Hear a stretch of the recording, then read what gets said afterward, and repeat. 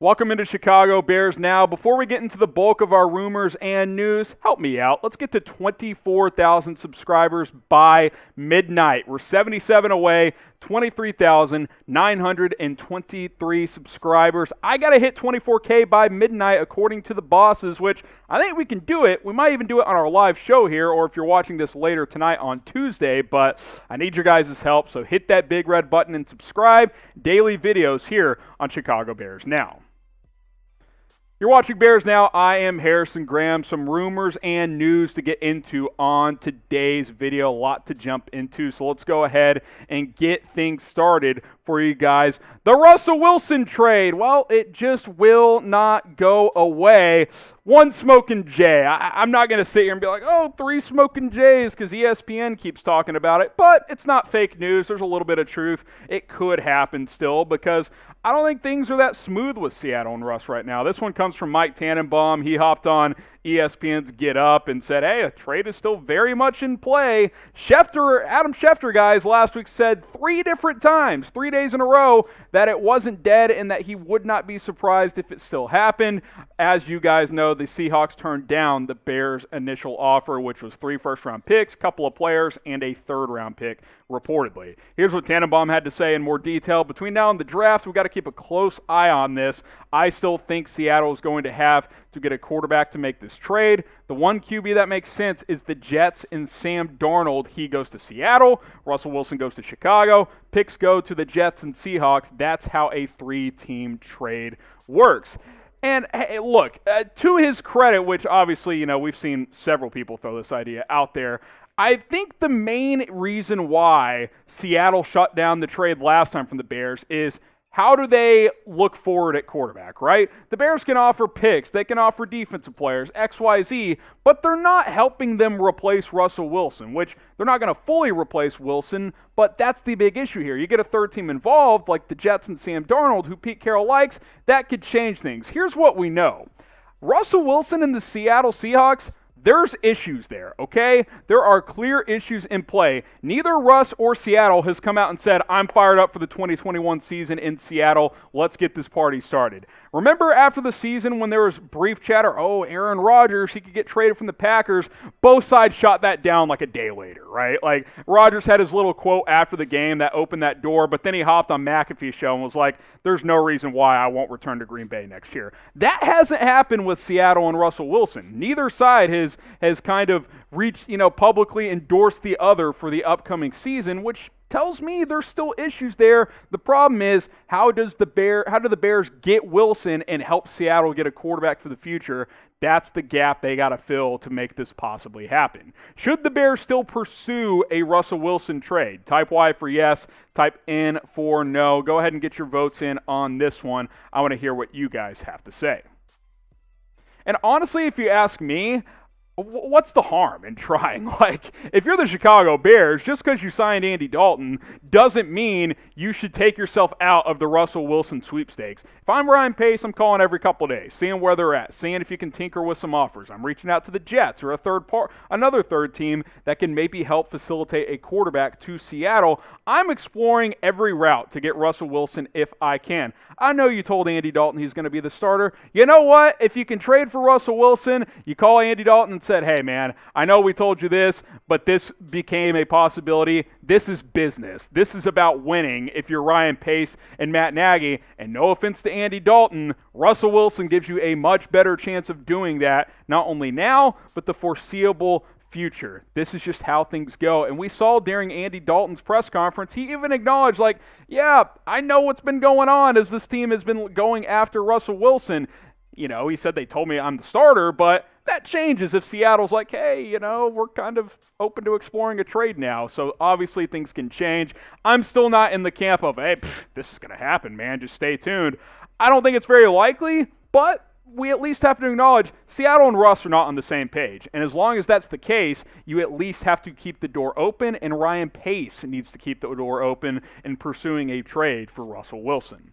Where will Wilson play next season? Go ahead and predict it for me. I'm still going to say Seattle. That's what I've said all along. I think it makes sense for him. I think it makes sense for the for the Seahawks, but that doesn't mean that the Bears or another team shouldn't at least pursue it. Predict it for me. Where will Russell Wilson play this upcoming season?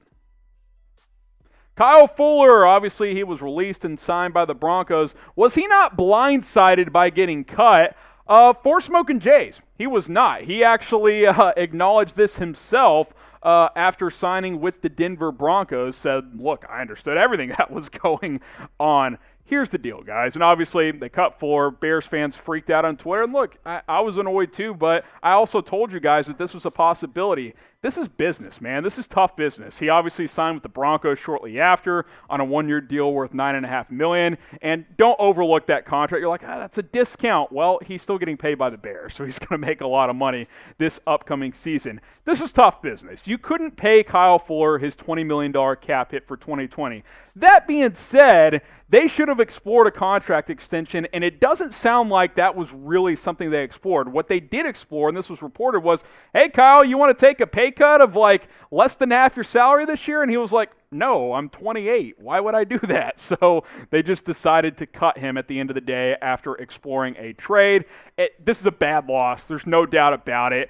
But he's not a $20 million corner, especially when the cap goes down. So it was either trade, cut, or extend Kyle Fuller. I would have extended him. They could have done that.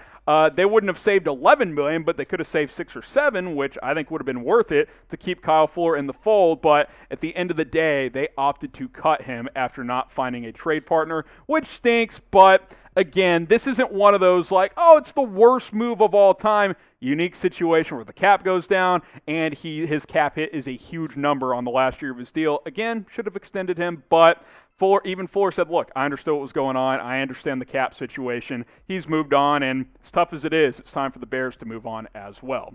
Should the Bears have kept Kyle Fuller? Type 1 for yes, type 2 for no. Again, yes, I would have extended him, but they obviously did not seem that interested in doing so because Ryan Pace is their GM, and he's not very good at his job. So type 1 for yes, type 2 for no. Let me know what you guys think on that one. And while you're doing that, subscribe to Chicago Bears Now. You see the link on screen right now. It's youtube.com/Bears Now. Go ahead, hit that big red button and subscribe. Remember, got to hit 24,000 subs by midnight on Tuesday.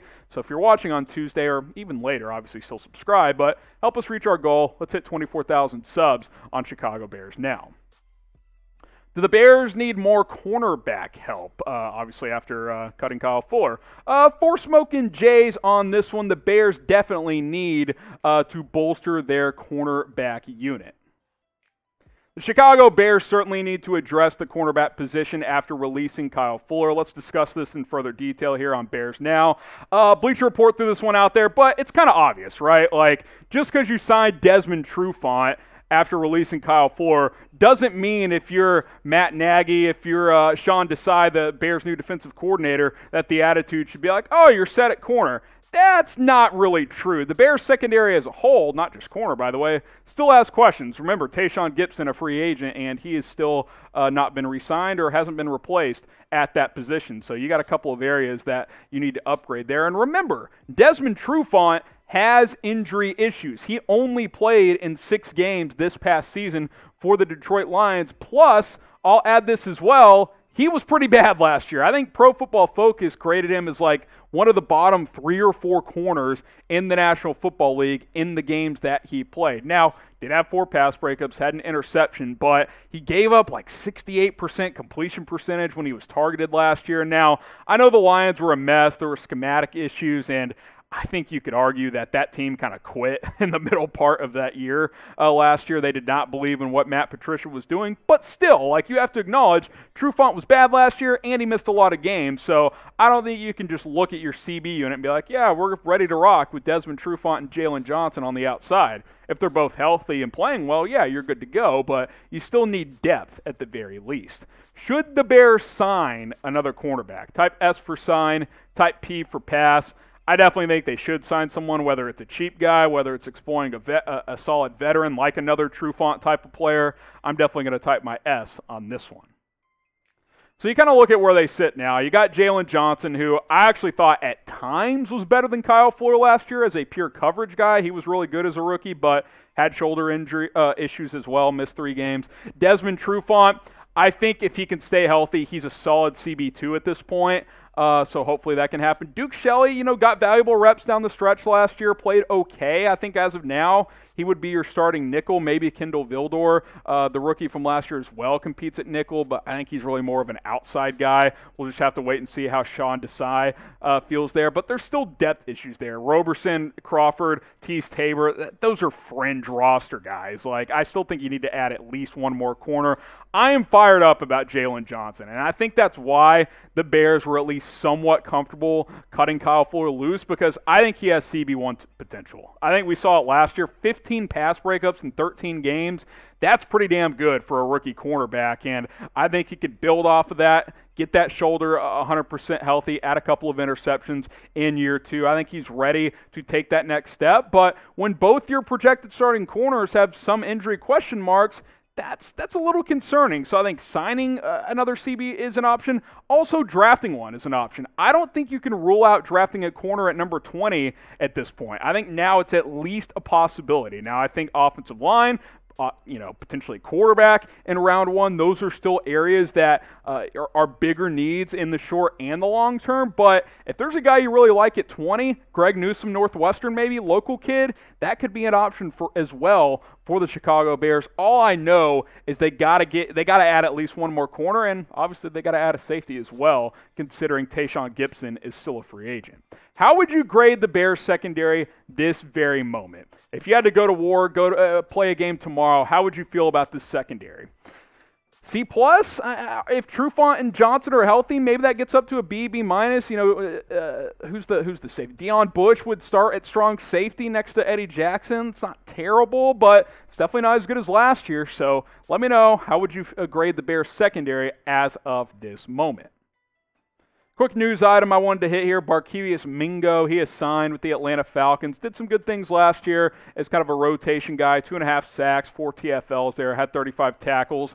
Good special teams guy, but the Bears brought back Mario Edwards Jr. They added Jeremiah Attacho as well, so nothing big to see here. I think Attacho is basically an upgrade from Mingo, so no surprise that he's moved on to a different team.